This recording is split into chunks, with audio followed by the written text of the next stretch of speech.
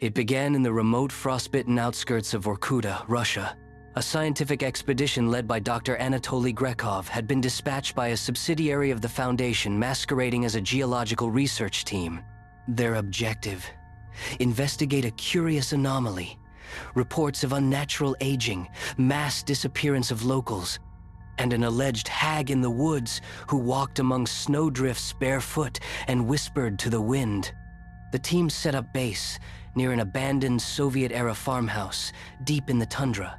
They found relics inside: a rusted samovar, blood-stained garments, and hundreds of scribbled pages in archaic Cyrillic. One phrase kept recurring: Matriona. Night fell fast in the north. On the third evening, Dr. Grekov woke to the sound of crying, not from his team, but outside the tent. Venturing into the dark, he saw her. SCP-352. She looked like a frail, senile woman bundled in layers of tattered shawls. Snow hissed as it touched her skin. Her eyes reflected something ancient, something too alive. She beckoned. One researcher, Pavel, moved toward her as if in a trance. Before anyone could react, he collapsed, his body shriveled, bones jutting out like frozen roots, hair turned white. Matriona fed on vitality. The Foundation scrambled a recovery squad. They arrived with EM disruption equipment and high-grade tranquilizers. But they were too late. 3 more expedition members had aged decades in hours. The squad trapped SCP-352 using a psychic containment field powered by rare isotope cores. She writhed, screamed curses in tongues long dead, naming Romanov princes and Byzantine emperors, claiming she had made deals with gods before the invention of bread. She was transported to Site 23.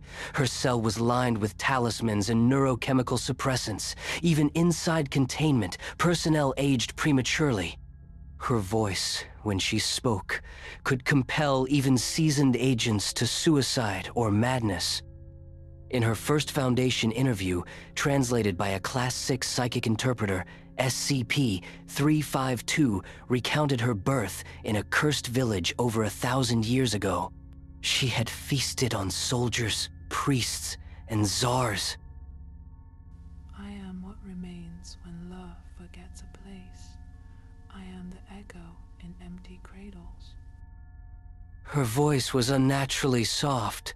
Her story was inconsistent, distorted by her own mind. Was she a myth made flesh? A mimetic parasite in babushka form? The Foundation would never be sure. 6 months in, she stopped talking. Then, a psychic feedback loop fried the sensors in her cell. When guards arrived, they found her still seated. But 4 staff were comatose, their bodies slowly deteriorating. Her influence was spreading.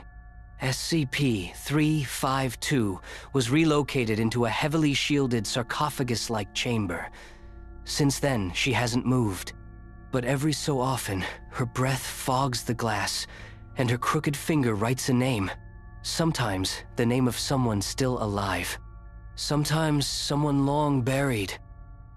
Within the Foundation's classified archives lay older, forbidden documentation dating back to the Imperial Russian Occult Bureau. It detailed encounters with a winter witch who drained life force through breath and touch. Descriptions matching SCP-352 precisely. One file bore a warning penned in Latin. Do not attempt communion. You will not find her soul. She has eaten it. Was she immortal through consumption? Theorists argued she was a living artifact, not a biological entity. Something birthed when humanity first imagined monsters. To uncover more, the Foundation initiated Project Samovar, a black box exploration of SCP-352's metaphysical roots. The presence of SCP-352 continued to affect personnel and operations, spawning growing paranoia. Entire departments were moved off-site, communication protocols were revised. Personnel who dreamed of her more than 3 consecutive nights were reassigned. Attempts to neutralize her through mimetic counteragents failed. One D-class who repeated anti-elder entity mantras gouged out his eyes mid-session, screaming, "She's in the dark behind the words." The overseers debated her termination, but no containment cell had ever held something like her.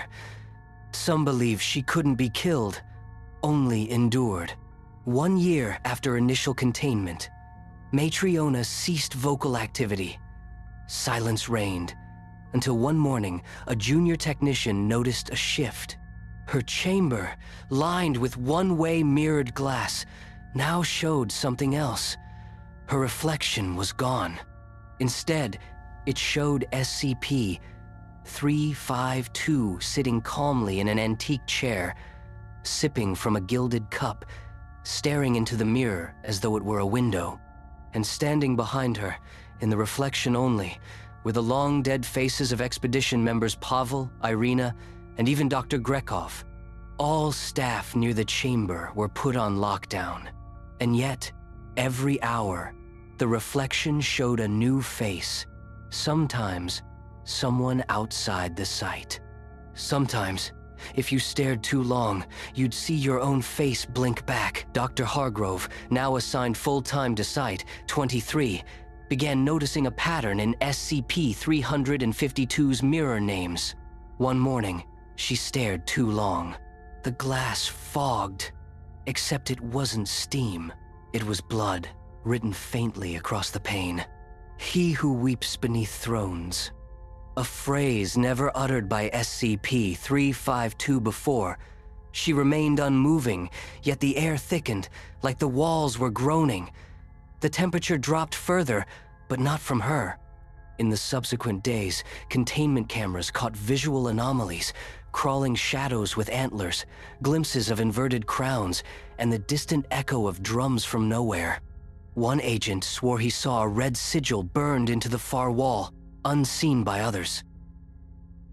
Several personnel across 3 Foundation sites reported the same dream.